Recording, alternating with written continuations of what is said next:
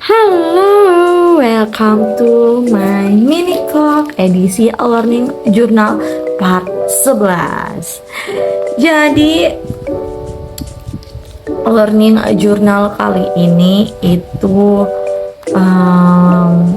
ada pembahasan dari kelompok terakhir di produksi siaran televisi ini mengenai mengulik proses produksi televisi, pemrograman televisi, dan strategi pemasarannya. Kelompok terakhir ini tuh menjelaskan bagaimana sih proses produksi siaran televisinya, mulai dari proses praproduksi, produksi, sampai pasca produksi, terus programming dalam televisi, dan yang terakhir itu gimana sih strategi pemasaran produk televisi. Sebenarnya kalau buat proses praproduksi, produksi, pasca produksi di kelompok kemarin juga udah dijelaskan, cuma tuh kelompok terakhir ini tuh menjelaskan lebih mendalam gitu mengenai proses produksi siaran televisi, terus programming dalam televisinya, terus gimana sih strategi pemasaran produk televisi. Jadi daripada berlama-lama mendingan kita langsung lanjut aja lah ya, masuk gitu ke materinya. Materi yang pertama ini ada proses produksi siaran televisi. Nah, dalam proses pembuatan sebuah film atau siaran acara televisi terdapat beberapa hal nih yang harus diperhatikan, di mana tahapan-tahapan ini tuh sangat penting dan berpengaruh gitu terhadap satu tayangan. Tahapan pertama di sini ada proses praproduksi. Nah, pada tahapan ini itu merupakan proses awal dari seluruh kegiatan produksi program siaran. Nah, karena tahapan ini merupakan tahapan planning production atau pre-production planning. Berawal dari timbulnya ide atau gagasan, dan berdasarkan ide atau gagasan tersebutlah produser mulai melakukan berbagai kegiatan untuk mengumpulkan data yang kemudian disusun menjadi naskah atau treatment. Nah, dalam tahap produksi juga tim produksi pastinya mempersiapkan peralatan-peralatan yang akan digunakan saat proses on air secara live. Terus selain itu, proses dalam praproduksi juga mempersiapkan gimana sih gitu set studionya beserta peralatan yang di dalamnya itu mempersiapkan segala peralatan yang ada gitu. Terus selanjutnya di sini ada proses produksi. Nah, pada tahap ini prinsip memvisualisasikan konsep naskah itu melibatkan bagian lain yang bersifat teknis gitu. Karena konsep tersebut itu supaya dapat dilihat tuh harus menggunakan peralatan yang sudah pasti ada operator, ada orang gitu terhadap peralatan tersebut agar dapat beroperasi atau lebih dikenal dengan production service. Dan dalam pelaksanaan produksi ini, sutradara itu menentukan gitu jenis shoot yang akan diambilnya itu di dalam adegan seperti apa. Terus pedoman dalam melaksanakan produksinya adalah treatment atau pengembangan dari sinopsis, shooting list, storyboard, dan naskah. Biasanya tuh dalam proses produksi ini sutradara itu mempersiapkan suatu daftar shoot gitu, shooting listnya dari setiap adegan ke adegan lainnya. Nah, dalam pelaksanaan produksi ini dapat dibedakan menjadi dua gitu berdasarkan siarannya. Yang pertama itu produksi sekaligus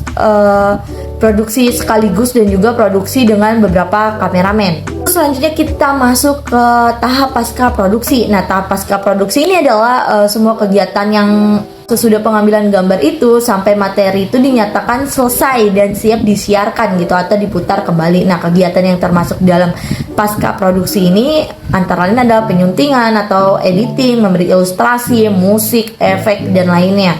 Tahap penyelesaian ini tuh meliputi melaksanakan editing baik video maupun audio, pengisian grafis pemangku gelar, pengisian narasi atau dubbing, terus pembuatan efek khusus, dan juga melakukan evaluasi hasil akhir dari produksi. Tadi kan udah menjelaskan bagaimana sih tahapan produksi dalam sebuah program televisi. Sekarang kita masuk ke programming dalam televisinya.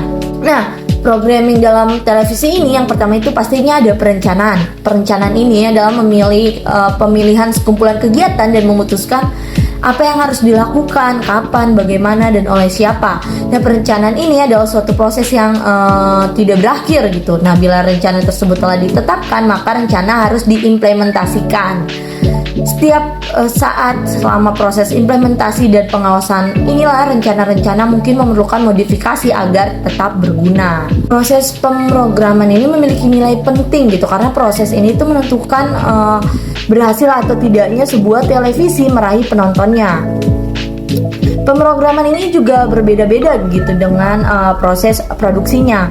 Nah, terdapat macam-macam programming televisi yang digunakan oleh hampir semua stasiun penyiaran televisi ini. Yang pertama itu day parting, terus ada dedicated slot, theming, special package, stripping, tagging, counter programming, bridging, tentpoling, hammocking, hot switching, dan yang terakhir itu rerun program.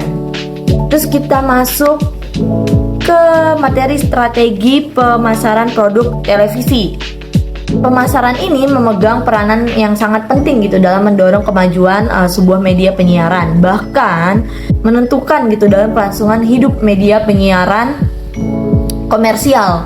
Sukses atau gagalnya divisi pemasaran dalam menjalankan fungsinya ini akan menentukan apakah suatu penyiaran akan tetap mengudara atau tenggelam. Nah, strategi pemasaran program televisi ini pada dasarnya sama gitu dengan strategi komunikasi pemasaran pada umumnya, di mana pemasaran program televisi itu terdiri dari produk program, terus harga program, distribusi program, dan promosi programnya. Nah, strategi ini tuh merebut audien adalah tuh sama gitu dengan strategi pemasaran yang marketing dalam arti luas gitu. Audien ini pasarnya dan program yang disajikannya itu adalah barang yang ditawarkannya. Nah, strategi merebut pasar audiens ini terdiri dari serangkaian langkah yang berhubungan. Nah, terdiri dari 3 tahap. Yang pertama itu segmentasi pemirsa. Nah, segmentasi ini adalah bagian atau jumlah yang dikelompokkan dalam berbagai macam bagian. Nah, segmentasi pemirsa ini pada dasarnya adalah suatu strategi untuk memahami struktur pemirsa. Terus ada targeting atau target pemirsa. Nah, targeting ini adalah memilih satu atau beberapa segmen pemirsa yang akan menjadi fokus kegiatan pemasaran program dan iklan. Targeting ini mempunyai 2 fungsi, yaitu menyeleksi audiens sasaran sesuai dengan kriteria-kriteria tertentu dan menjangkau pemirsa sasaran tersebut. Dan yang terakhir itu ada positioning. Positioning di sini adalah strategi komunikasi yang berhubungan dengan bagaimana sih khalayak ini menempatkan media penyiaran di dalam otaknya, di dalam alam halayaknya, sehingga halayak tuh memiliki penilaian tertentu gitu terhadap suatu media penyiaran. Udah, mungkin itu aja sih yang dapat aku sampaikan di laporan pembelajaran minggu ini dari kelompok berapa ini? Dari kelompok terakhir. Nah, untuk selanjutnya seperti biasa, untuk tugas minggu depan ini, jadi kita ada 3 tugas, yaitu red card, ya, learning journal, red card, spot.